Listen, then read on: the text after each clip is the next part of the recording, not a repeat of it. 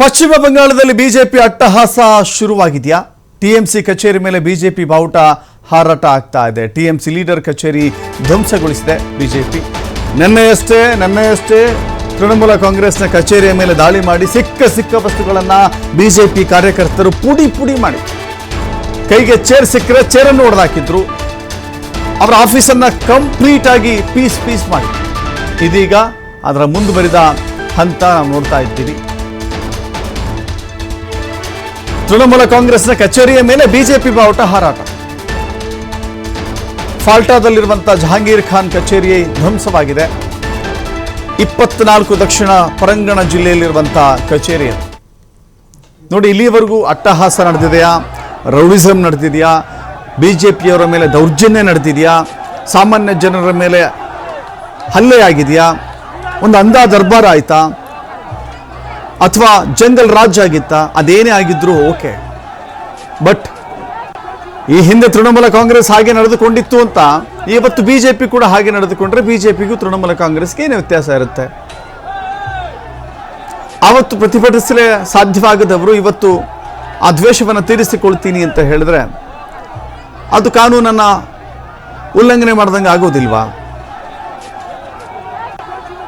ಶಾಂತಿ ನೆಲೆಸುತ್ತೆ ಪಶ್ಚಿಮ ಬಂಗಾಳದಲ್ಲಿ ಬಿಜೆಪಿ ಬಂದರೆ, ಅಭಿವೃದ್ಧಿ ಆಗುತ್ತೆ, ಹೆಣ್ಣು ಮಕ್ಕಳ ಸುರಕ್ಷತೆ ಆಗುತ್ತೆ, ಜೊತೆಗೆ ಅಕ್ರಮ ನುಸುಳುಕೋರರಿಗೂ ಕೂಡ ಬಹಳ ದೊಡ್ಡ ಮಟ್ಟದ ಗೇಟ್ ಹಾಕ್ತೀವಿ ನಾವು. ಯಾವ ಅಕ್ರಮ ನುಸುಳುಕೋರರನ್ನು ಕೂಡ ನಾವು ಒಳಗೆ ಬಿಟ್ಟುಕೊಡೋದಿಲ್ಲ ಅಂತ ಹೇಳಿ ನೋಡಿ. ಅಲ್ಲಿ ಕೊಟ್ಟಿರುವಂಥ ಆಶ್ವಾಸನೆಗಳು ಬೇರೆ, ಬಟ್ ಇವತ್ತು ನಡೀತಾ ಇರುವಂಥ ಘಟನೆಗಳೇ ಬೇರೆ. ಗೊತ್ತಿಲ್ಲ ಯಾಕೆ ಉದ್ರಿಕ್ತರಾಗಿದ್ದಾರೆ. ನಿನ್ನೆ ತೃಣಮೂಲ ಕಾಂಗ್ರೆಸ್ನ ಕೇಂದ್ರ ಕಚೇರಿಯ ಮೇಲೂ ಕೂಡ ದಾಳಿ, ಇವತ್ತು ಇನ್ನೊಂದು ಕಚೇರಿಯ ಮೇಲೂ ಕೂಡ ದಾಳಿಯಾಗಿದೆ. ಹೊಡೆದು ಹಾಕ್ತಾ ಇದ್ದಾರೆ, ಸಿಕ್ಕ ಕಡೆಗಳಲ್ಲಿ ಹಲ್ಲೆ ಮಾಡ್ತಾ ಇದ್ದಾರೆ.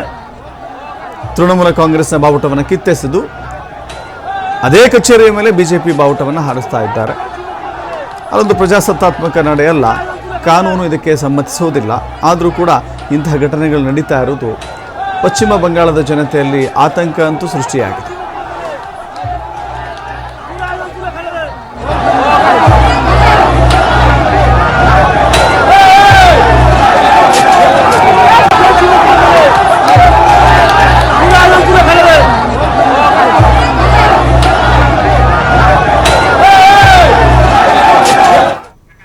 ಪಶ್ಚಿಮ ಬಂಗಾಳದಲ್ಲಿ ಯಾರಾಗ್ತಾರೆ ಮುಖ್ಯಮಂತ್ರಿ ಎನ್ನುವ ಕಸರತ್ತು ಮುಂದುವರಿತಾ ಇದೆ. ಮುಖ್ಯಮಂತ್ರಿ ಆಯ್ಕೆ ವಿಚಾರವಾಗಿ ಬಿಜೆಪಿಯಲ್ಲಿ ಕಾರ್ಯತಂತ್ರವನ್ನು ರೂಪಿಸಲಾಗ್ತಾ ಇದೆ. ಎಲ್ಲ ಜಿಲ್ಲೆಗಳಿಂದಲೂ ಕೂಡ ಮಾಹಿತಿಯನ್ನ ಸಂಗ್ರಹ ಮಾಡ್ತಾ ಇದ್ದಾರೆ.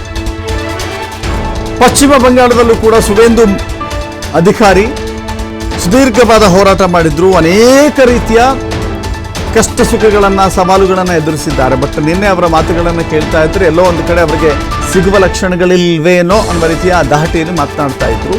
ಇದೀಗ ಎಲ್ಲ ಜಿಲ್ಲೆಗಳಿಂದಲೂ ಕೂಡ ಮಾಹಿತಿ ಸಂಗ್ರಹಕ್ಕೆ ಮುಂದಾಗಿದೆ ಬಿಜೆಪಿ. ನಾಳೆ ಕೋಲ್ಕತ್ತಾಗೆ ಕೇಂದ್ರ ಸಚಿವ ರಾಜನಾಥ್ ಸಿಂಗ್ ಭೇಟಿ ಕೊಡ್ತಾರೆ. ಪಶ್ಚಿಮ ಬಂಗಾಳದಲ್ಲಿ ಯಾರು ಮುಖ್ಯಮಂತ್ರಿಯಾಗಿದ್ದರೆ ಓಕೆ ಅನ್ನೋದನ್ನ ಅಭಿಪ್ರಾಯ ಸಂಗ್ರಹದ ಮೂಲಕವಾಗಿ ಅಂತಿಮಗೊಳಿಸಲಾಗುತ್ತೆ. ಈಗ ಪೂರ್ಣ ಪ್ರಮಾಣದಲ್ಲಿ ಬಹುಮತ ಸಿಕ್ಕಿರುವ ಕಾರಣಕ್ಕಾಗಿ ಕ್ಲಿಯರ್ ಮ್ಯಾಂಡೇಟ್ ಇದೆ. ಸೊ ಹೀಗಾಗಿ ನಾಳೆ ಮುಖ್ಯಮಂತ್ರಿ ಆಯ್ಕೆಯ ಕುರಿತಂತೆ ಅಭಿಪ್ರಾಯಗಳನ್ನು ಸಂಗ್ರಹ ಮಾಡಲಾಗುತ್ತೆ. ಯಾರ ಪರವಾದಂಥ ಒಲವು ವ್ಯಕ್ತವಾಗುತ್ತೆ ಅಂತ ನೋಡಬೇಕಾಗಿದೆ. ಶಾಸಕರ ಸಂಖ್ಯೆ ಯಾರ ಪರವಾಗಿ ಹೆಚ್ಚಳವಾಗಿ ಬೆಂಬಲಕ್ಕೆ ನಿಲ್ಲುತ್ತೆ ಅಂತ ನೋಡಬೇಕಾಗಿದೆ.